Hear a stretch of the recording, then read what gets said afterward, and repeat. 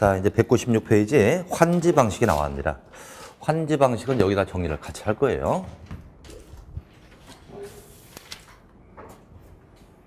자, 이제 환지 방식은 토지를 뺏는 것이 아니라 그대로 소유권을 인정해주고 새 땅으로 바꿔주는 건데요. 자, 환지 방식 여기까지 상황을 검토해 보겠습니다. 우선 구역이 정됐잖아, 그죠? 구역이 정됐고 시행자가 결정됐습니다.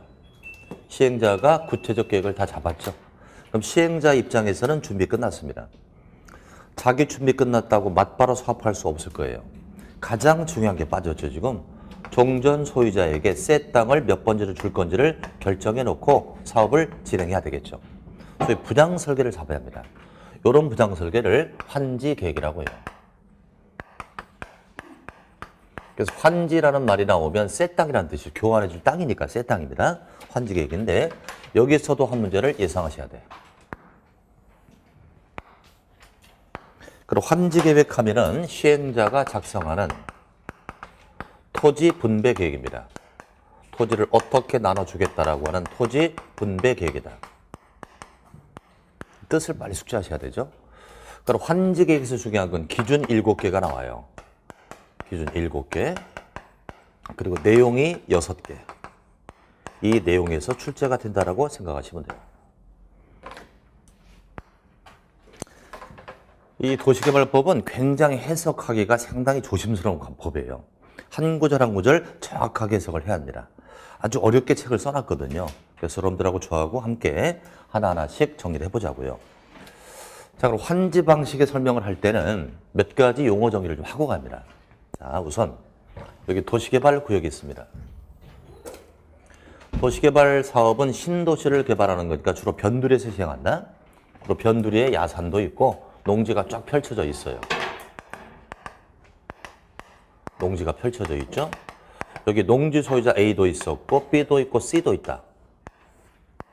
이런 곳을 반듯반듯 밀어서 새 땅을 만들어주는 거죠. 그래서 노랗게 그려지는 것이 바로 새 땅 환지입니다. 이렇게 만들어서 이제 주택단지도 만들고 또는 상업단지도 만들고 행정타운도 만들고 이렇게 해주는 것이 바로 신도시 개발이죠. 자, 이렇게 해서 이제 A에게 새 땅 100번지를 주겠다. B에게 200번지를 주겠다. 이렇게 이제 갈 곳을 정해주는 거죠. 자, 그럼 이제 갈 곳을 정할 때 이 기준이라는 게 있잖아요, 기준. A에게 이 땅을 줄 때는 시행자 마음대로 결정하는 게 아니겠죠. 정확한 기준에 의해서 선정을 해줘야 되겠죠. 그럼 이제 위치 기준이죠, 위치. 위치를 고려해서 땅을 정해줘야 합니다. 그 위치를 정할 때 원칙과 예외가 있다. 자, 이자에게 새 땅을 줄 때 원칙은 자기 자리를 주는 게 좋을까요? 다른 위치를 주는 게 좋을까요? 이건 대답할 수 있잖아. 자기 자리를 주는 게 원칙이죠? 그래서 원칙은 제자리 환지. 자기 자리를 주는 게 원칙입니다. 이걸 제자리 환지라고 한다. 그래서 위치를 따질 때 원칙은 제자리 환지. 근데 자기 자리를 주지 못하는 피치 못할 상황이 있을 수가 있겠죠? 천상 다른 곳으로 볼 수가 있단 말이에요. 이것을 비환지라고 한다. 비환지는 종전의 위치를 벗어난 다른 위치를 주는 걸 비환지라고 한다. 이때 비자는 날아갈 비자예요. 비행기 할 때 비자. 원래는 여기를 줘야 되는데 훌쩍 날아서 절로 갔다 이거죠. 그래서 위치를 따질 때 원칙은 무슨 환지? 제자리 환지. 아, 이제 대답 잘하시네 이제. 자, 그렇다면 토지만 구획 정리했다고 신도시가 되는 건 아니란 말이에요. 자, 신도시를 개발하려면 도로를 깔아줘야 돼, 도로. 도로 부지도 필요하고요. 또는 공원 부지도 필요하죠. 도로나 공원 부지가 필요할 것이다. 이와 같은 공공의 부지가 필요하죠. 공공 부지가 필요하다. 이런 공공의 부지를 누가 제공할까요? 누가 제공한다? 이 구역에 토지가 있는데 이 구역에 도로 부지나 공원 부지를 누가 내야 되냐고요. 시행자가 낸다고요? 말도 안 되는 얘기잖아. 아까 내가 내 돈 들여가지고 남의 동네 와서 도로 부지도 막 사주고 그래요. 누가 부담한다? 상식적으로 생각해봐요. 이 지역에 토지 소유자가 부담하잖아요. 우리 동네 사업이니까 토지 소유자가 부담합니다. 또 하나, 이 사업 시행자는 엄청난 사업비가 들어갑니다. 이 사업 비용을 누가 대준다? 그것도 시행자예요? 사업 비용을 누가 대줘야 되겠어요? 소유자가 대줘야죠. 소유자가 대주는데 돈으로 주지 않고요. 땅을 책정해 뒀다가 이 땅을 팔아서 사업 비용 쓰세요라고 남겨둡니다. 이것을 이제 사업 비용이죠. 사업 비용을 위해서 토지를 남겨둬요. 이 땅을 채비지라고 한다. 용어가 자꾸 나오는 거예요. 비용할 때 비쌉니다. 비용을 위해서 적재되는 땅이라는 거죠. 그러면 공공의 부지랄지 사업비용의 부지를 남겨둬야 합니다. 이걸 합쳐가지고 보류지라고 해요. 보류지. 그러니까 보류지 안에는 공공의 부지와 사업비용의 부지를 함께 내포하고 있다. 그럼 이런 보류지를 누가 부담해야 된다고요? 토지, 소유자가 부담해야죠. 이걸 갖다가 토지 부담률이라고 한다. 자꾸 모르는 용어가 나옵니다, 지금. 그러니까 토지 부담률 하면은 토지 소유자가 부담하는 비율이야. 뭘 위해서? 보류지를 위해서. 그럼 만약에 50%라고 쳐봐요. 저 구역의 부담률이 50%다라는 얘기는 내 땅의 반을 보류지로 부담했다는 얘기죠. 따라서 이자가 새 땅을 받을 때는 50%를 줄여받을까요? 종전 면적을 그대로 받을까요? 줄여받아야죠. 잘 좀 답변해봐요. 줄여받잖아, 그죠? 50% 부담했으니까 줄여받잖아요. 그래서 토지 부담률과 감보율은 같은 맥락이에요. 감보라는 건 줄였다는 얘기죠. 50%를 부담했으니까 내가 새 땅을 받을 때 50%를 깎아받겠다 이거예요. 이렇게 해서 몇 가지 용어를 했습니다. 지금 제자리 환지, 비환지 또는 보류지에 채비지 했고요. 그 다음에 토지 부담률, 감보율까지 정리했습니다. 그럼 또 하나. 자, 만약에 저 구역에 토지 부담률이 50%다라는 얘기는 A, B, C가 똑같이 50을 부담할까요? 차등화시킬까요? 그건 어렵겠다 답변하기가, 그죠? 차등화합니다. 왜 그러냐면 공공의 부지가 중심부로 많이 들어가고 변두리는 적게 들어가잖아요. 그러니까 중심부에 사람은 많이 부담하고 변두리는 덜 부담한다. 평균치가 50이에요. 이 앞에는 평균자가 생략된 거죠. 이렇게 이해하십니다. 그럼 이제 환지 계획서가 이렇게 마련이 될 거예요. 이게 환지 계획서면 환지 계획하면은 토지 분배 계획입니다. A에게는 100번지 땅을 준다. B에게는 200번지를 준다. 이런 것들을 쭉 적어나가는 분양 설계라고 보시면 돼요. 그럼 C가 있습니다. C에게 시행자 그러겠죠. 너 사업 끝나면 300번지 땅을 줄게. 그러니까 C가 나 싫다 그럴 수도 있잖아요. 새 땅을 원치 않을 수도 있죠. 그리고 C의 경우는 새 땅을 받았다 못 받았다? 못 받았죠. 이것을 환지, 부지정이라고 해요. 안일 부자잖아요. 새 땅을 지정받지 못했다는 거죠. 그럼 이 C는 새 땅을 못 받았으니까 뭐로 받아야 돼요? 돈으로 받아야 되죠? 이걸 청산 대상이라고 해요. 돈으로 받는 걸 청산금이라고 하고 저 C는 청산 대상이다. 이런 것들이 쭉 적어 들어갑니다. 또 이제 채비지, 보류지 명세가 들어가죠. 이 환지계획서에는 채비지나 보류지가 들어가는데 자, 채비지는 목적이 뭐라고요? 목적? 사업비용.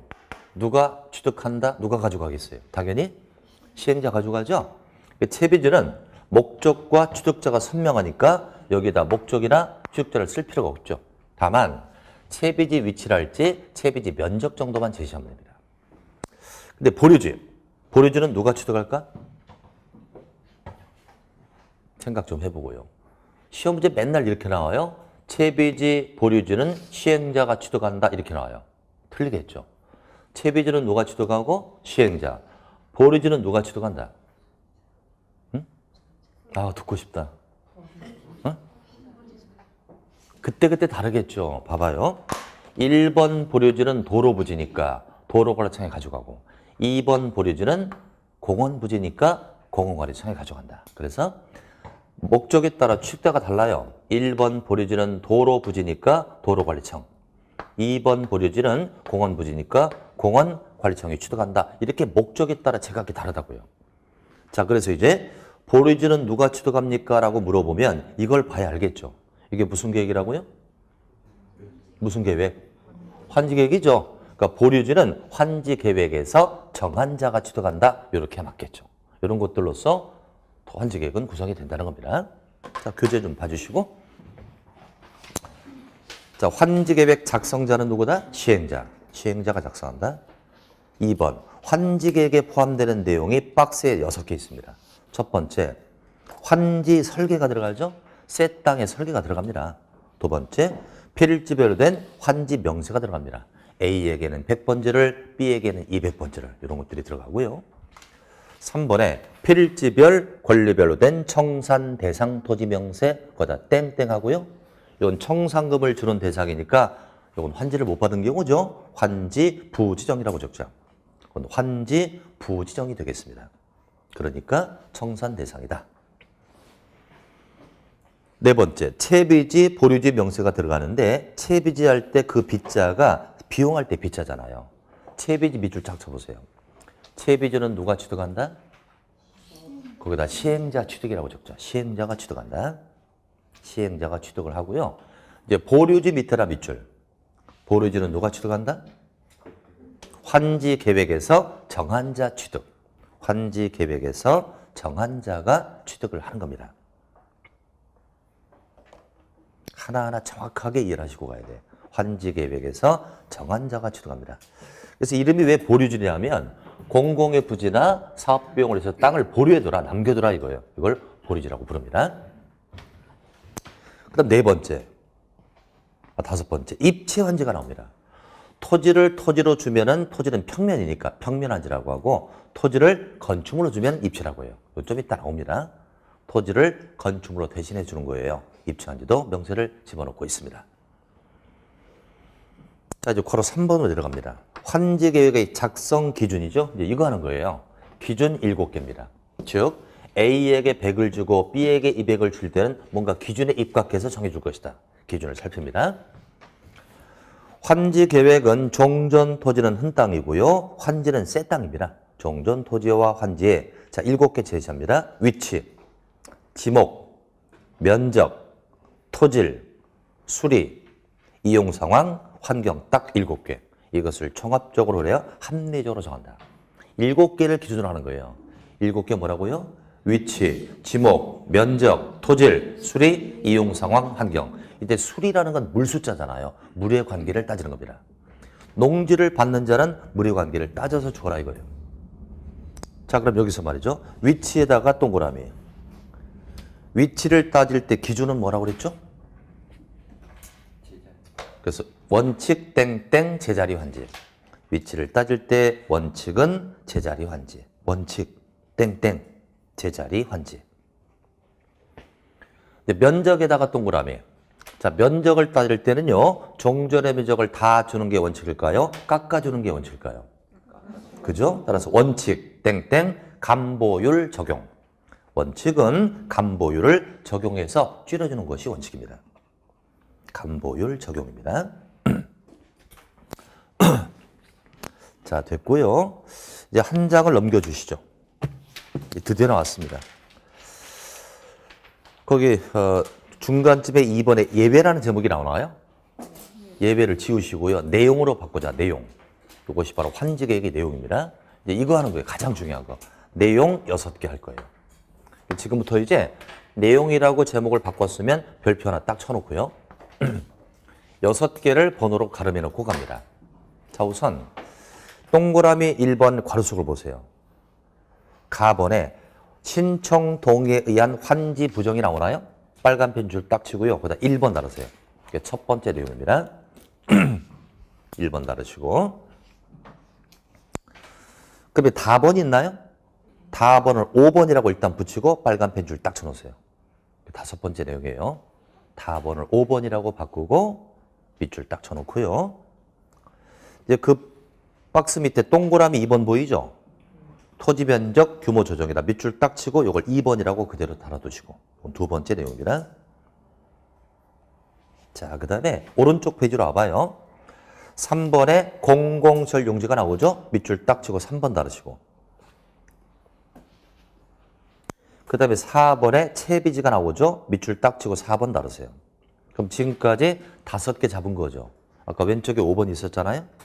6번이 어디 드냐? 202페이지로 와주세요. 잠깐. 202페이지. 순서를 좀 벌려놨습니다. 202페이지 맨 위에 6번에 입체한지 나오죠? 그다음 밑줄 딱 치고 6번이라고 달면 돼요. 이렇게 해서 6가지 내용을 공부를 하겠다 이겁니다. 자, 우선 1번부터 봅니다. 자, 맨 앞에 1번 펴놓으시고요. 자, 이 부분은 내용을 정확히 이해를 해야 되기 때문에 제가 케이스별로 그림을 그리고 설명을 한 다음에 책으로 확인하고 이런 수순으로 가겠습니다. 어떻게 하실래요? 그림을 따라서 그리면서 따라오시겠습니까? 아니면 제가 따로 시간을 드릴 테니까 찍으실래요? 되게 학원에서는 그러더라고요. 다른 학원은 그냥 충분히 설명을 듣고 나중에 시간 한 30초 드리니까 스마트폰으로 딱 찍더라고요. 그게 더 낫지 않을까요? 시간도 절약되고. 일단 집중해서 설명을 들으시기 바랍니다. 자, 첫 번째 내용은 뭐냐면 이겁니다. 1번. 환지 부호지정인데 이 번호에 맞춰서 설명을 해드릴게요. 자, 이게 도시개발 구역이 있습니다. A라는 토지 소유자가 있죠. A라는 자에게 사업이 끝나면 새 땅 줄게 그랬어요. 환지. 새 땅을 주마 그러니까 A는 나 싫다 그럽니다. 스스로 원하는 거죠. 나는 새 땅을 원치 않는다 이거죠. 이런 A에게 굳이 새 땅을 줄 필요 없잖아요. 얘는 무슨 대상? 청산 대상이죠. 돈 받고 동네 뜨면 돼요. 여기 이제 A 경우입니다. 그럼 얘는 돈 받고 동네를 뜨면 아무 문제가 없습니다. 근데 문제가 발생합니다. 이 A라는 토지에 갑이라고 하는 임차권자가 있다. 자, 임차권자가 있다면 A는 돈 받고 동네 뜨면 그만인데 임차권자는 주인이 없어졌고 권리가 붕 떠버리죠. 그래서 임차권자가 있다면 반드시 이자의 동의를 얻어야만 환지를 부정할 수 있다는 얘기입니다. 이게 1번입니다. 자, 1번이라고 쓴 거 내용 볼까요?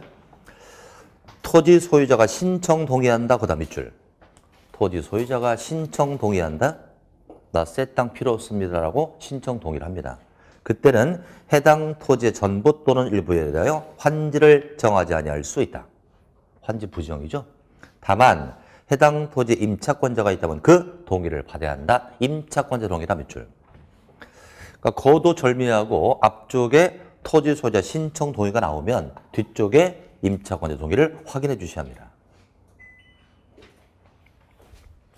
이건 이해했을 거예요. 그럼 제가 질문을 드려볼게요. A의 경우는 환지를 받지 못했습니다. 돈 받고 동네 뜨겠죠? 이때 청산급은 미리 줄 수 있나요? 공사 끝나고 줘야 되나요? 얘한테 돈을 줘야 되잖아 지금요. 청산금을 줄 때 미리 줄 수 있나요? 공사 끝나고 줘야 되나요? 미리 줄 수 있는 거죠? 이건 미리 줘야 이주할 수 있으니까. 두 번째. 자, 이번의 경우는 B입니다. B. B를 가지고 설명할게요. 이 지역의 감보율이 50%입니다. 자, B에게 새 땅을 주마 그러니까 B가 오케이 좋다고 합니다. 그리고 B는 새 땅을 받은 경우죠. 요건 환지를 지정받았다. 새 땅을 지정받은 B의 경우입니다. 그러지 B가 새 땅을 받는 방법은 셋 중 하나예요. 이거 이제 50%고요. B가 100평의 땅을 갖고 있다. 이걸 적용하면 50평 받겠죠? 받을 만치 받았잖아, 그죠? 요건 적응환지라고 한다. 적응환지는 받을 만치 받은 거예요. 그 다음 B가 만약에 10,000평의 땅을 갖고 있다. 감보율이 50이잖아요. 몇 평 받는다? 5,000평 받겠죠?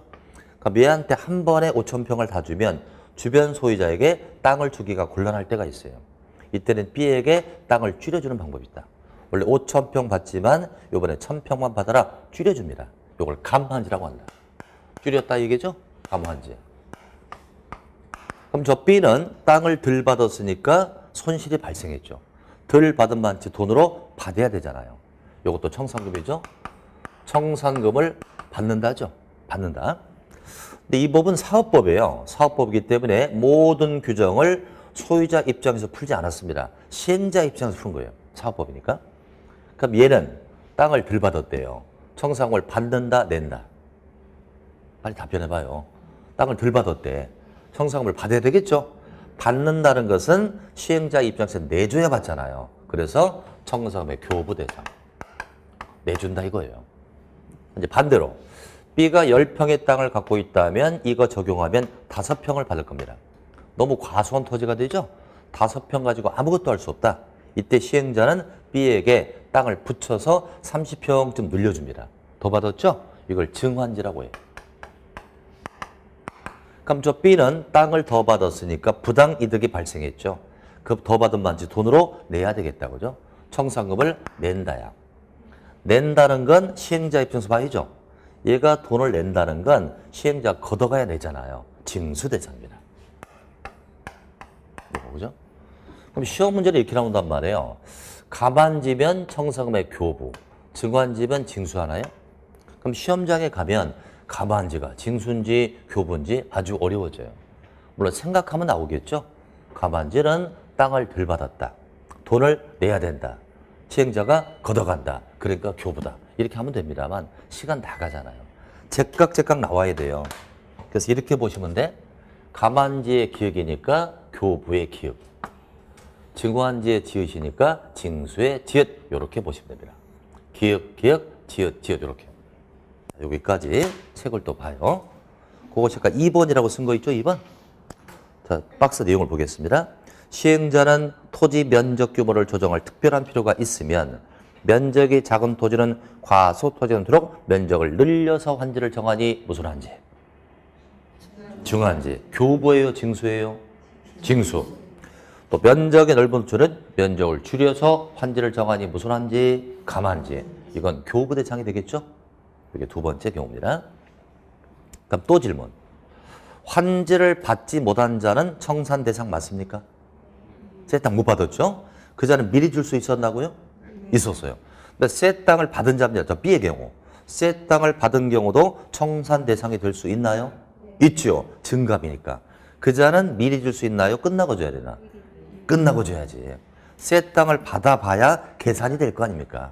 그래서 환지를 받은 자에 대한 청산은 받아야 계산되니까 공사 끝나고 준다. 이렇게 이해하시면 돼요. 자, 이제 세 번째입니다. 3번이라고 정리할게요. 3번은 공공시설 용지입니다.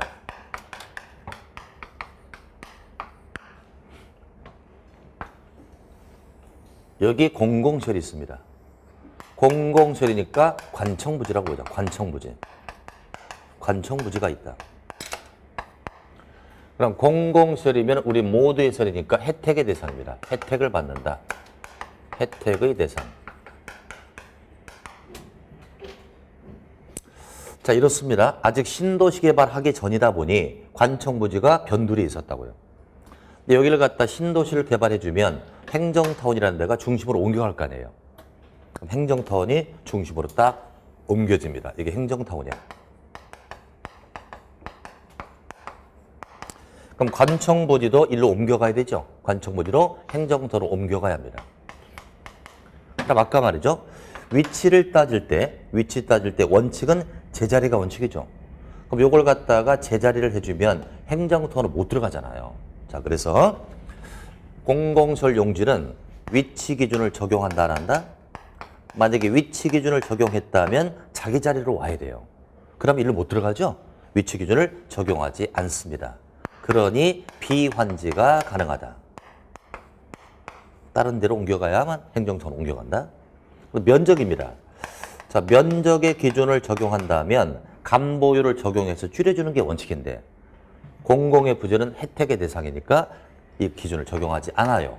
그러니까 감보율을 적용하지 않습니다. 감보율을 적용하지 않으니까 종전의 면적을 그대로 받아갈 수 있는 혜택을 받는다. 이거죠. 이게 바로 공공시설 용지입니다. 그것이 이제 아까 3번이라고 했던 거죠. 공익사업 법률에 해당하는 공공시설 용지 밑줄 딱 치고 공공시설 용지. 그 용지에 대해서는 환지계획을 정할 때 위치나 면적에 관한 기준을 적용하지 아니할 수 있다고 돼 있죠. 따라서 위치 기준을 적용하지 않으니까 제자리가 아닌 비환지가 가능하고 면적 기준을 적용 안 하니까 감보율을 적용하지 않고 종전의 면적을 그대로 받을 수 있다. 혜택의 대상이다. 이거예요. 정확하게 이해하셔야 돼요. 자, 이제 4번을 여기다 한꺼번에 쓰겠습니다. 4번.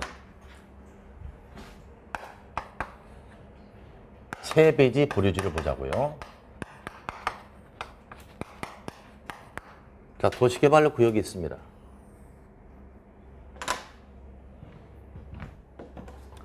보류지를 빨간색으로 해볼게요. 보류지. 이게 보류지입니다. 그리고 채비지는 보류지 안에 포함될 수 있다고 했어요. 이 안에 채비지가 있다. 보류지 안에 채비지가 들어가 있습니다. 그럼 채비지는 누구 거? 시행자 거죠? 시행자가 취득을 하게 됩니다. 시행자 거. 보류지는 누구 거? 환지 계획에서 정한 자 겁니다. 임자가 있는 땅이죠. 자, 이런 땅들을 A야, 너 사업 끝나면 이거 새 땅 줄게 그러면 안 되잖아요. 임자가 있으니까. B야, 너 사업 끝나면 이 땅을 새 땅으로 줄게 그러면 안 되잖아요. 그러니까 환지로 정해버리면 남을 줘야 되니까 환지로 정하지 말고 놔뒀다가 임자 챙기자 이거예요. 이것이 4번입니다.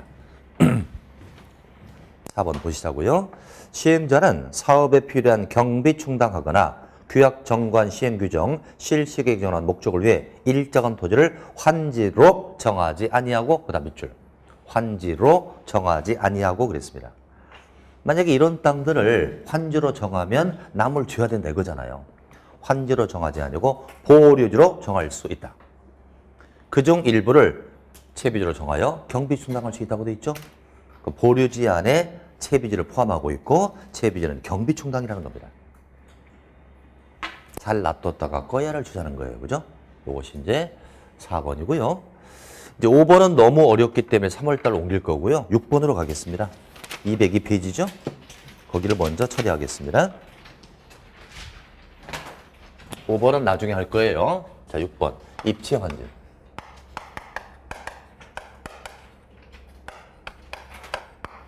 자, 입지 환지는 이겁니다. 여기에 도시개발구역이 있습니다. 예전에 도시개발 사업은 변두리에서 했었죠. 요새는 도시 근교에서 많이 합니다.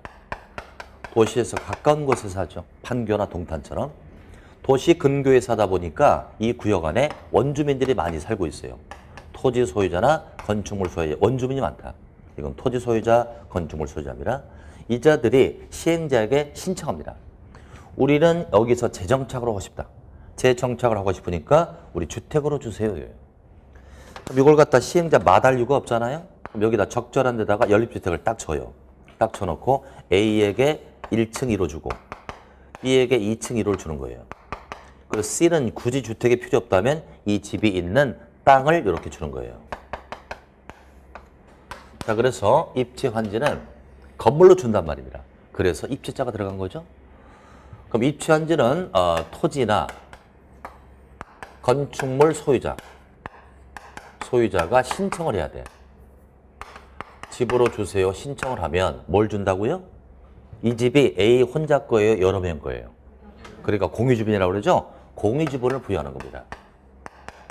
토지나 건축물 소유자 신청에 의해서 건축물이나 이 토지의 공유지분을 부여해 주는 것을 입지환지. 건물이 들어가니까 입지환지. 반드시 신청에 의해서 공유지분을 부여한다. 그럼 하나 물어보도록 해요. A라는 자가 집을 3개 갖고 있대요. 3개 갖고 있다면 얘한테 집을 줄 때 1개 주는 게 원칙이에요? 3개를 다 주는 게 원칙이에요? 네? 무조건 1주택이에요. 1주택 공급 원칙이에요. 우리 공법은 다주택 원칙이 아닙니다. 1주택 공급의 원칙이죠. 왜 그러냐면 이건 개인 사업이 아니라 공익사업이죠.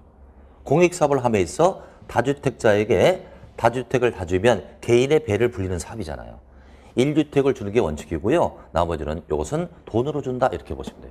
자, 그러나 여기가 투기가 덜 하다든지 얘네들이 공공의 소유자라면 가진만 다 줄 수도 있다. 이런 얘기죠. 자, 입지환지 보겠습니다. 시행자는 도시개발 사업을 원활히 시행하기 위해 특기 필요할 때 그 다음 밑줄 토지 또는 건축물 소유자 신청이라고 나오죠. 토지 또는 건축물 소유자 신청의 동그라미 딱 치고요. 신청을 받아 건축물 일부와 그 건물 토지의 공유지분을 부여할 수 있다. 공유지분 부여다 밑줄. 공유지분을 부여해 주는 걸 입지환지라고 한다. 맨 밑에 4번 내려갑니다. 입체 환지에 따른 주택의 공급이 나오는데 가번의 원칙이 뭐다? 박스에 보면 1주택 공급이 나오잖아요. 그래서 줄만 땅땅 쳐놓으세요. 원칙은 1주택 공급이 원칙입니다. 그러나 오른쪽 나번 예외가 나오죠. 시행자는 다음에 해당하는 토지 소유자에게 대해서는 소유한 주택수만큼 줄 수가 있다고 합니다. 박스에 세 가지. 이 경우는 소유한 주택수만큼 준다. 그래서 기획본 보면 과밀 억제 권역에 위치하지 않는다 그랬습니다. 여러분들 과밀 억제 권역하면 투기가 많을 듯한 느낌이 딱 들죠? 그게 위치하지 않는다고 그랬잖아요. 투기가 덜한 거죠. 여기에 토지 소유자라면 가짐만 주겠다. 그래서 과밀 억제 권역하면 투기 지역이지만 과밀 억제 권역에 위치하지 않는다면 투기가 덜하다. 이걸 우리끼리 그냥 투덜 지역이라고 한다. 투기가 덜하다 그래서 쓰지 마시고 그거는 우리끼리 얘기니까 투기가 덜하니까 가짐만치 주겠다. 니은번 근로자 숙소나 기숙사 용도로 주택을 가지고 있다. 이거 숙소용이니까 투기 목적이 아니잖아요. 가짐만치 다 줘야 되고.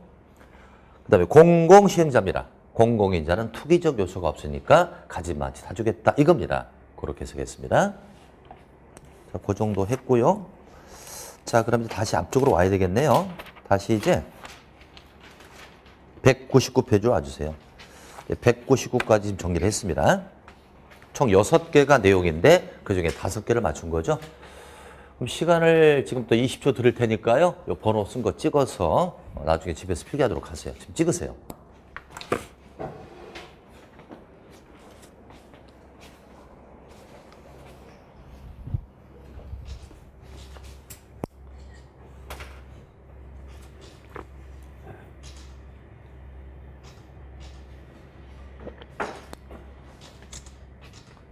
잘 찍혀?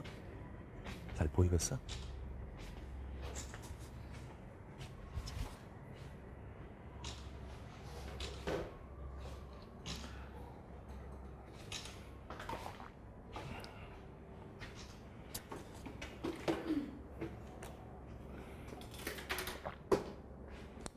요즘에만 볼 수 있는 진풍경이 벌어지는 거죠. 예전엔 이런 거 상상도 못했죠, 그죠? 스마트폰이 있기 때문에 아주 좋아졌습니다. 다 찍으셨어요? 자, 그럼 이제 페이지를 한 장 넘기셔갖고요. 200페이지를 보겠습니다. 200페이지. 심화학습의 1번 제목을 보면 토지 부담률이 나오지 않습니까? 토지 부담률은 누가 부담한다? 누가? 네? 토지를 누가 부담하냐고요? 소유자가. 뭐 때문에? 보류지 때문에. 그 맥을 잡으셔야 된다니까 지금은. 토지 소유자가 보류지를 위해서 부담하는 비율을 토지 부담률 이렇게 얘기해요. 1, 2월 달은 이 개념만 잡아도 큰 성공이라고요.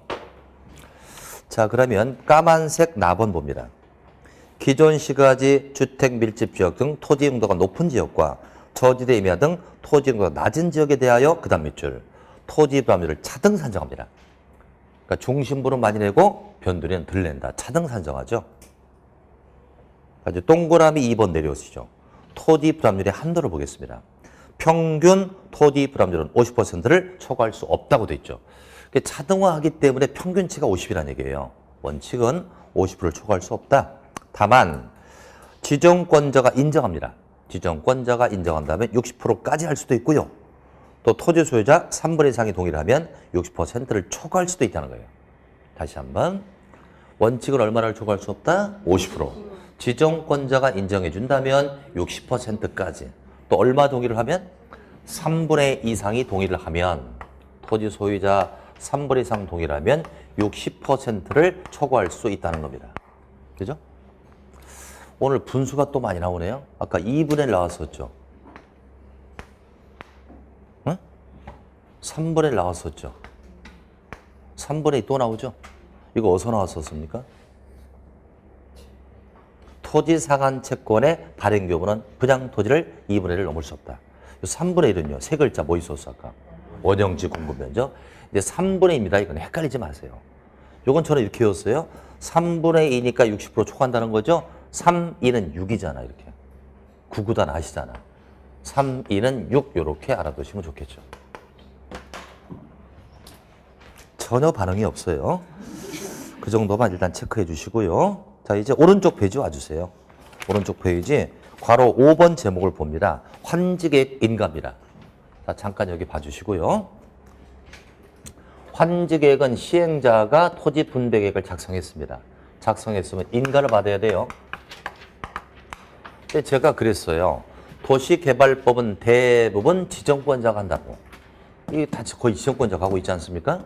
그래서 환지계획 인가도 지정권자 그랬다면 큰일 납니다. 이건 지정권자가 아니란 말이에요. 환지계획 인가는요, 특별자치도지사 특도나 시군구에게 받는다.